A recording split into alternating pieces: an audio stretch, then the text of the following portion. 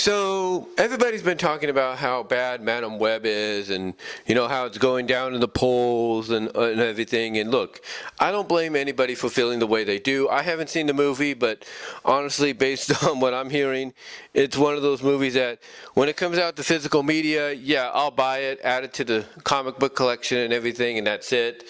Probably do the same with Morbius as well. I still got to get that, and I still got to get Venom 2, Let There Be Carnage. So that's probably what I'll end up doing. But, I talked about this in my Topics on My Mind video recently. And to me, this is a situation to where if you know it's bad, if you have your cast and crew telling you it's bad, if you have your lead actress, dropping her, acting agency for somebody new because of this, because of the false lie she was given of, oh, you're going to be in a Marvel movie, okay, and you find out later on, oh, it's a Marvel movie, all right, but not the kind you were thinking, and then along with that, you hear the criticism from those in Hollywood, your colleagues, telling you that, yeah, this ain't going to work based on their screenings, their early screenings of it, and based on the trailer that you're releasing with it, and everybody else's reaction, excuse me, you would think that would be enough red flags for them to realize that maybe a theatrical release wasn't the best idea, and they should have made the announcement of, yeah, we've changed our mind, and instead it's going to be direct to digital and streaming. Because honestly, I think if they would have gone that route, yeah, they'd still get criticism, but it wouldn't be as negatively bad as it is now. It wouldn't be so negatively bad as it is now. It'd be maybe a little bit more moderate. Like some people, because basically people could take their time at home to watch it and then point out what's bad, what's good, and what shouldn't have been in there. And again, the criticism wouldn't be so bad. And oh, by the way, you'd be fulfilling your contractual status of getting a Spider-Man related movie out there, even if it's not direct to the theaters. At least you're getting it out there.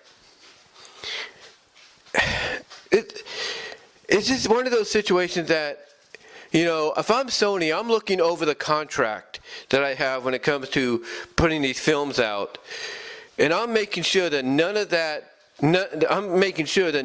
contract has a fine print with a stipulation in there that states that if I don't make a successful Spider-Man spin-off film, during a certain time frame, like within the span of a year with 2 or 3 films I might be releasing, that I lose the license. I need to make sure if I'm Sony that's not in there.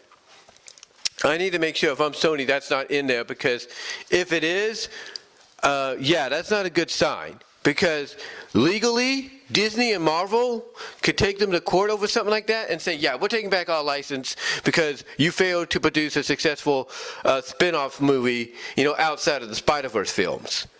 Because the Spider-Verse films still count as Spider-Man because they Spider-Man in the title. These don't. Madam Web does not. Craven does not. Venom 3 does not. So unless Craven and Venom can bounce, Sony back, if there's a stipulation in there that says, hey, if you have bombs within a year of releasing these films, goodbye, 3 strikes you're out, goodbye Spider-Man license. They gotta hope that's not in there, because if it is, this 2024 could be it for them.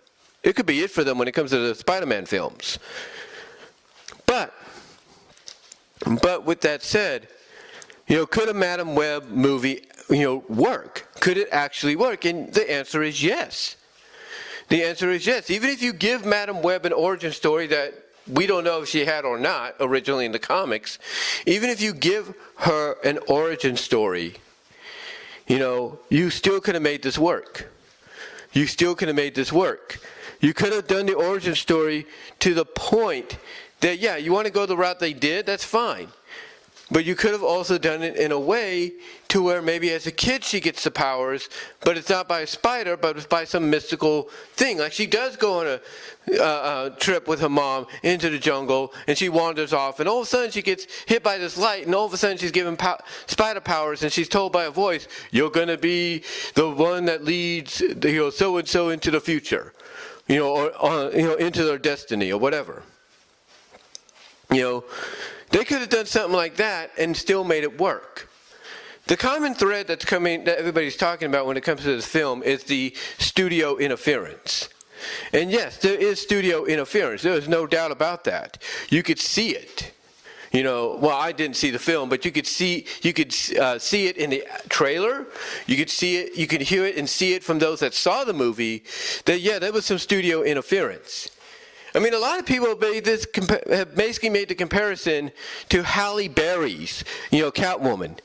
And that, let's be honest, if I was to do a comparison, Halle Berry's Catwoman is probably a lot more better than, Madam Web. And that's saying something. In fact, a lot of people would say that Fantastic Four film that had Jay Underwood in it as Johnny Storm is a lot better than Madam Web. And that is saying something itself. The point I'm getting at basically is that this could have worked.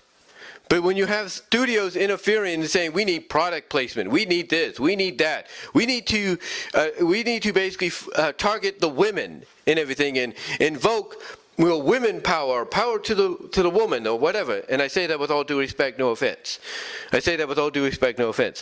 But when your main focus is all those kind of agendas and basically turning Madam Web into an SJW woke film, that you're trying to basically but you're basically trying to pass off as a Spider-Man spin-off film, it's not a good sign.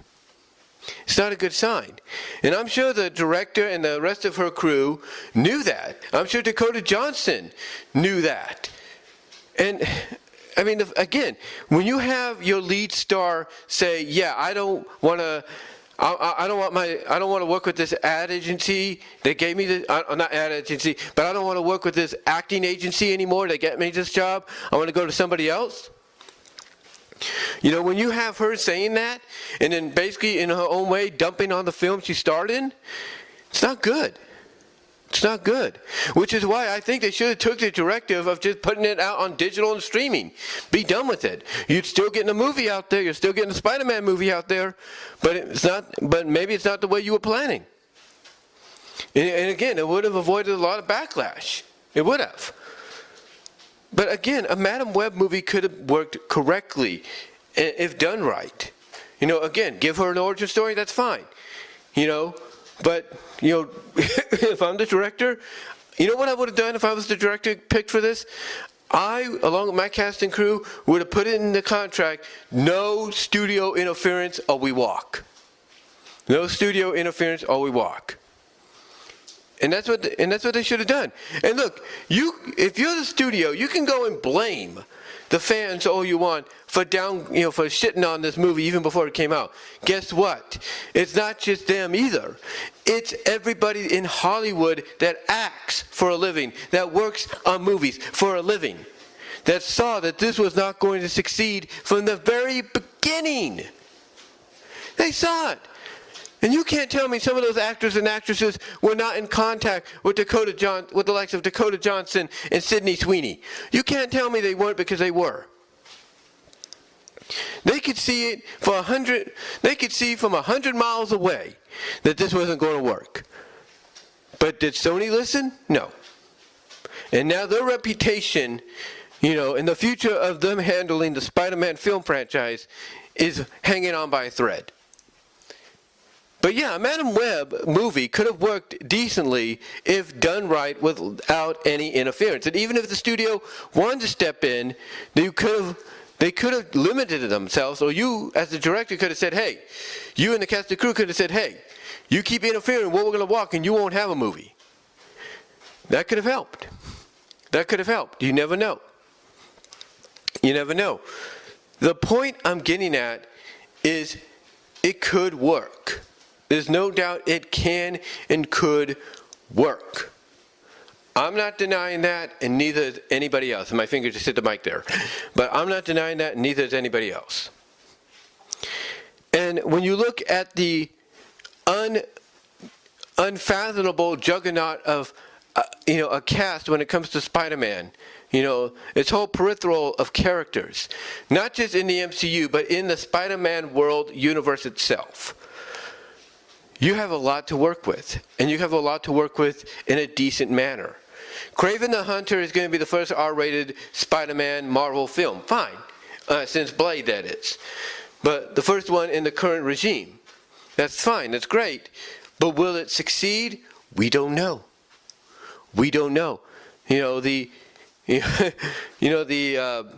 the word I'm looking for? The criticism is still out on that one. The opinions are still out on that one. So we don't know. It might work. It may not. I'm assuming Sony is hoping and hinging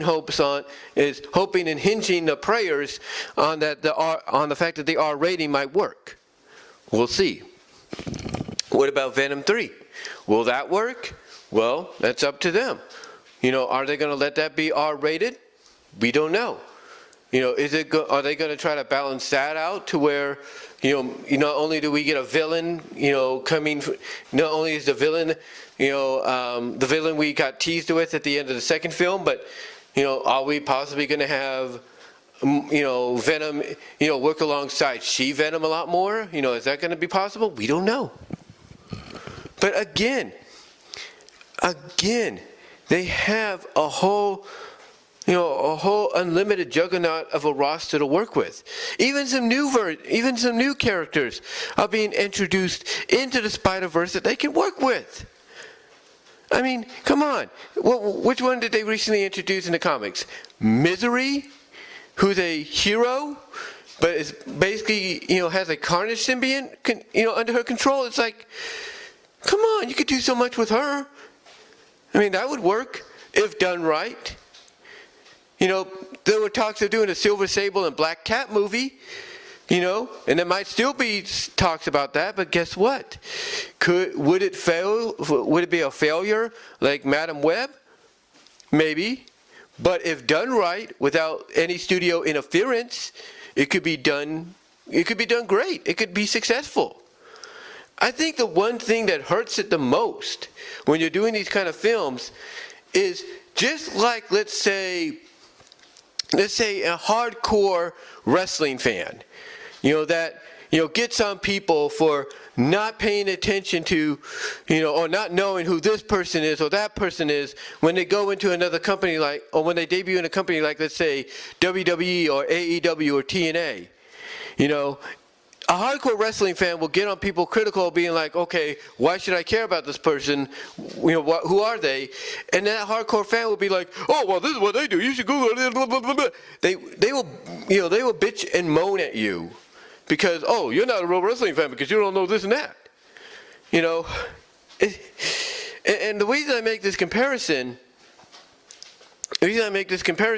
is that's how Sony's acting.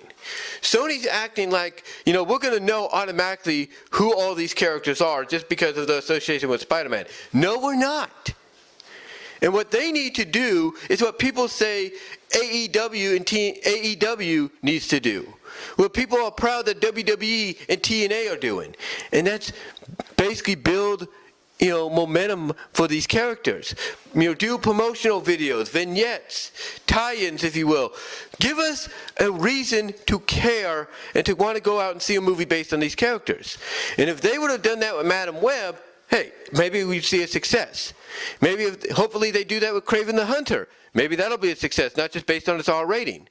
And hell, if they want, excuse my language, God, but heck, if they want to do a Silver Sable and Black Cat movie still, promote that. Do vignettes. Do promotional videos, tie-ins. Tell Disney Plus and Disney itself, hey, can you put some of the Spider-Man episodes out there that focus on Black Cat, focus on Silver Sable? And guess what? You do that and promote it, guess what happens? You get more people invested. They could have done that with Madam Web, gotten people invested for it, but they didn't do it. You see, it's all about the fact that the reason Sony is not doing so well, with a few exceptions, is because of the fact that their belief is just like that of a hardcore wrestling fan. To them, you're not a real fan if you don't know who these characters are. And that is unfair. That is unfair and stupid and a dumb mindset to have. And they know it. And again, there's a whole bunch of characters in the Spider-Verse that could work. All right? There's a whole bunch of characters, given their own movies, can work. I mean, when you think about it, Silk has an Amazon series coming, right? In association with Marvel and Sony. That might be a big hit, but we'll have to see. But she's a very popular character, and obviously she's, I think, the daughter of somebody's daughter or something like that. That could be huge. You know, I look at Spider-Girl, Julia Carpenter, excuse me, my mouth hit the mic there. You know, and I'm thinking she appeared briefly in that fantasy sequence, dream sequence, you know, in the movie. And it's like, technically, she's an MCU character when people get down to it. Not a Spider-Man character, she's an MCU character. You know? So, you know, MCU could be like, hey, that's a Spider-Man film or Spider-Girl film we could work with. You have Gwenpool, you know, the female version of Deadpool connected to Spider-Man. Hello, you could do that. You could do that, promote her, do little stuff like that here and there, and that could work. That can work. The point I'm getting at is, you know, they have this whole lineup of characters they can work with. The only problem is not promoting it right and relying on the fact that, oh, people know who these characters are, when they really don't. The only characters they know about are Spider-Man, Spider-Gwen, Miles Morales, Mary Jane Watson, Gwen Stacy, you know, Green Goblin, you know, Hobgoblin to an extent, Black Cat. Those are the only ones they really know about. They don't know anything else outside of that.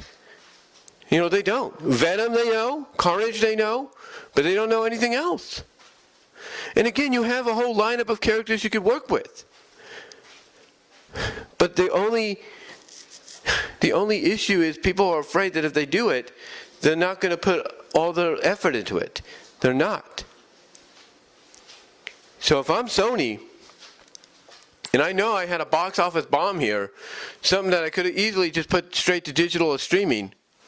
If I'm Sony, then I get my act together, because if there is a stipulation, like I mentioned earlier, in that contract, in the fine print that states, hey, if you bomb, you know, 3 times or a certain amount of times in a row with a Spider-Man related film, we take this license away. If I'm them, I stop busting my ass. I start busting my ass, and I go like, hey, directors, people that we're hiring on for these Spider-Man films, do your thing. We'll leave you alone. And that's it.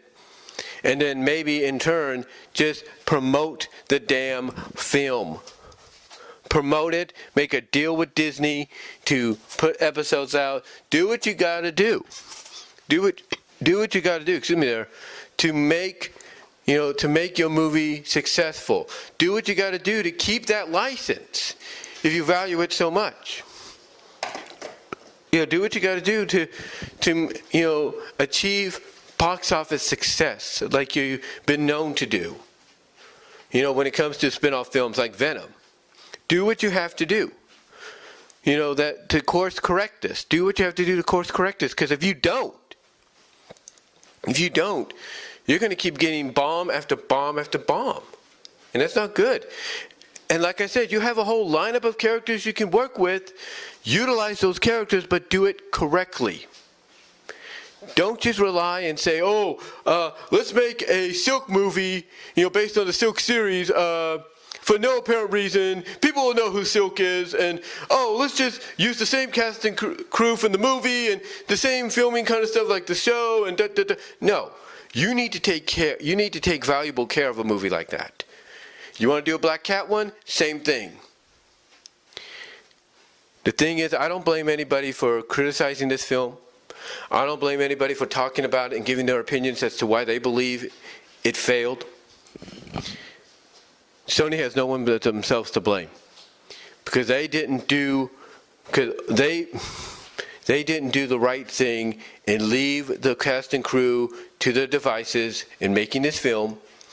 They didn't do the right thing by talking to Dakota Johnson before she got hired and say, yeah, this is not really a MCU Marvel film, but a Spider-Man Marvel film under our jurisdiction. And mostly, they didn't help themselves by not promoting this movie properly and making decisions to help promote and advertise and talk about the importance of Madam Web to the Spider-Man universe. They didn't do any of that, and it hurt them. It hurt them. So hopefully they'll learn their lesson with Kraven the Hunter and the third Venom film, but a lot of people are not keeping the hopes up. But Sony, ball's in your court. You're basically, Sony, at 4th and long. It's time to hit a Hail Mary and score or go home. It's your decision.